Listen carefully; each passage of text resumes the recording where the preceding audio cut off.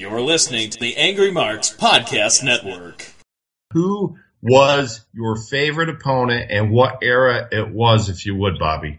A moment in time or a program that you had with another tag team, what would that be?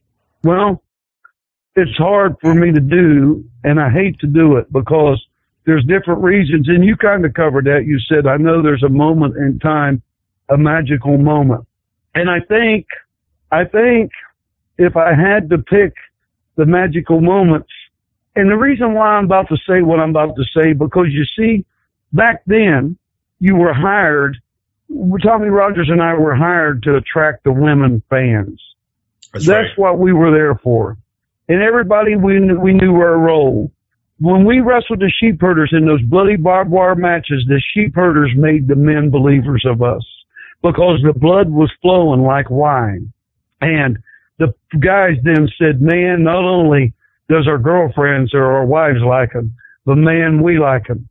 And it would have to be the matches with the sheep herders because even today, people still talk about those matches. And keep in mind, it was regionalized wrestling back then.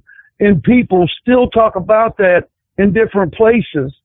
Man, the matches with the sheep herders, who folks will remember that was called the Bushwhackers, those matches were incredible. And because it made us not just the white meat type baby face, and I say white meat because that's what we were, white meat, not that we were white men, but they called us white meat baby face. They had a name for everybody, and they took us the extra step for the bloody brawls. Although the matches with the Midnight Express, both versions were tremendous, night in and night out, and textbook. As a matter of fact, someone said that the WWE will pull out those matches and use those as textbook matches for their tag team matches and say, this is what you want, the matches with the Midnight Express. But me, the matches with, and I love Jim Cornette. We've known each other before he even was a manager. And I knew his mama really well and loved and respected her. And, but the matches with the sheep herders really set us over the edge as far as with the complete wrestling fan. Yeah, and Bobby, I don't think people understand that saw the Bushwhackers. And, I'm thankful that my tag team partner, Wise Guy Jimmy Cicero, and I got to spend a lot of time working the Bushwhackers in the early to mid 90s. But I can tell you that people don't understand, as a tag team, the sheep herders were the most violent, feared men in professional wrestling. Am I correct? That's exactly right. And as a matter of fact, I wrestled in San Antonio where Luke was the booker and Jonathan Boyd, who was one of the sheep herders also, along with Butch Miller. They were bloodthirsty. They brought everybody in. I'm telling you what, the people wouldn't believe it.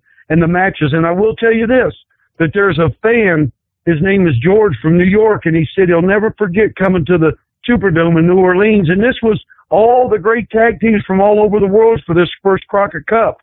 And he said, I seen you standing there. And he said, I was used to the big wrestlers back in the New York area, the big bulky guys. And he said, I looked at you and I thought, man, if this guy's on the card, we're not going to see much. He said, and you and Tommy and the sheep herders and Jack Victory and lady, shoot, I can't think of her name now. She was a great big tall woman with a mohawk. Said, you guys went out and stole the show. And he said, it was unbelievable. The match that went on, and it was magical. The guys were, like you said, there was nothing comedy. They went from one extreme to the other, from bloody fights and battles to eating sardines and breathing on people. I mean, what a contrast. And of course it helped those guys with the longevity of their career. And, congratulations to them for the WWE Hall of Fame. But they were just barbaric.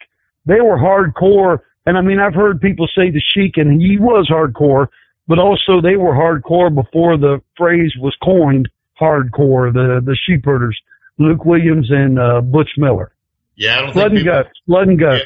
Yeah, amen, brother. And you know what? I mean, those matches that you guys had with those, I mean, they were regionally televised, but those matches are iconic in the history of professional wrestling. And I'm not just saying that because you're on the show, but if you look at those matches that you had with the sheep herders, they would hold up today in any stadium, anywhere, any pay-per-view. And you know what they would do? They would make people believe again. Yeah, that's the thing. I wrestle every once in a while, and the guy said to me, anymore, here's the thing. The thing of it is, when you go to a wrestling show, or I go to see Santa Claus, I want him in a red suit. I want him looking fat. I don't want him over there dressed in a pair of khakis and skinny. And so when you go to a wrestling match, suspend the people's beliefs.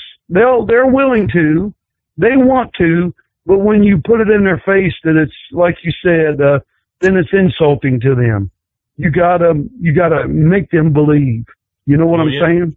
Oh, no, I agree 100%. You know, it's just like, if you watch, give you an idea, if you watch The Bourne Identity, we know Matt Damon is not Jason Bourne, but we are willing to go and spend $28 for a damn ticket for an adult these days in a major city. You're exactly right. And sit there and watch that and suspend belief because we want to be entertained. And if wrestling would take the approach that it took throughout our entire careers and be willing to put guys out there and let them do what we do instead of have everything so damn scripted and so set for TV that it was a video game instead of a wrestling match, I think that people, once again, would be willing to suspend belief and become emotionally invested in what we do. You're listening to the Undisputed Wrestling Show on AngryMarks.com, and we are talking to the just absolutely fantastic Mr. Bobby Fulton, who is giving you a lesson in passion.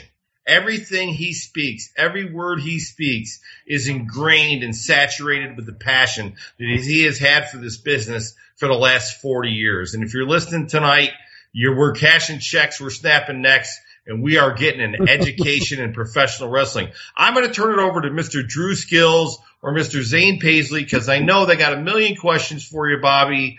We've talked. We're friends. You know, I could go on all night with you, and it would be just amazing for me, but I got to give these guys a chance. So, you know, Drew or Zane, if you want to step up to the plate and chime in with Bobby, please do. Pardon me just a second. I want to say one couple of things what you just said.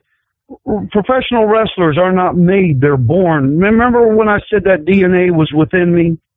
Yes. You can't just take any bodybuilder and make him a professional wrestler or any other athlete. There's been other football players that were great that tried to be professional wrestlers, with the exception of Ernie Ladd and Chief Wahoo McDaniel and a couple other guys. But wrestlers are born, and that made me think about that when you was talking about how, and people still want to believe. How many people walked away when WCW shut down and decided they wasn't going to? We lost so many wrestling fans that I meet, and I know Cue Ball and gentlemen you guys meet, that says, you know what, I don't even watch wrestling anymore. We lost a ton of wrestling fans then, but go ahead, fellas. Zane, Drew, fire a question away at Mr. Bobby Fulton. Bobby, it's great to have you on, sir. Appreciate getting to hear all the great stories.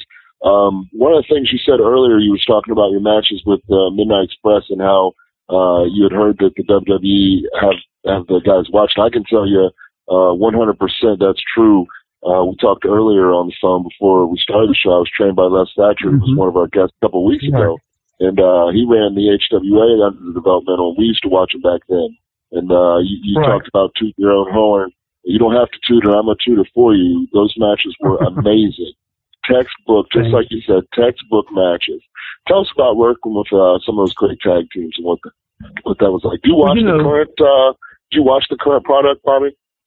I watch it sometimes, and there's a lot of great talent. I mean, I don't totally agree with all the stuff that is going on, and mainly because I think Vince McMahon doesn't like the wrestling business, and when you got the head man that don't like it and tries to do everything he can to make it not resemble the wrestling business. But you know, you got a lot of great guys in the wrestling today. But you see, the thing of it is, they've taken away, they just make the matches the big moves, and they've taken away the little thing. And it's like Cue Ball said earlier, if I go and have a big meal and I just get fed steak the whole time, well, soon it's going to be like this. Well, I didn't get my appetizer, and I didn't get this, and the meal was good, but where was the rest of the stuff? It takes everything to make a match. It takes everything to make a professional wrestling show. The guys just aren't being trained, and I think they're afraid. It's more television wrestling now. They're afraid to grab a hold, and every time they do, I tell my sons, look at the crowd. What are they doing? They said, Dad, they're starting to clap. I said, yeah, they're starting to they want the guy to get up. That's called working the crowd. So with that being said, the guys are talented. It's just what the WWE's trying to offer to people, and they're kind of the leader because they're the ones that's got the major network TV shows. You know, I don't know if that answered your question or not. I didn't mean to babble, but I just had a bunch of different thoughts in my head when we were talking.